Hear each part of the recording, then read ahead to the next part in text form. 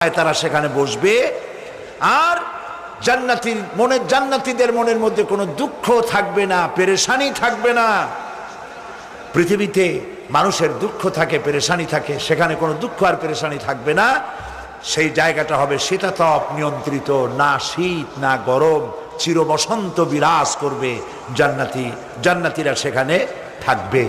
এই সুন্দর জান্নাত আল্লাহ পাক রেখেছেন মুত্তাকীদের জন্য। সুবহানাল্লাহ। কাফেরদের জন্য জান্নাত হবে, জাহান্নাম হবে চিরকাল। খালিদিনা ফিহা আবাদান, চিরকাল কাফেরেরা জাহান্নামে থাকবে। সর্বশেষ যে ব্যক্তি জাহান্নাম থেকে মুক্তি লাভ করবে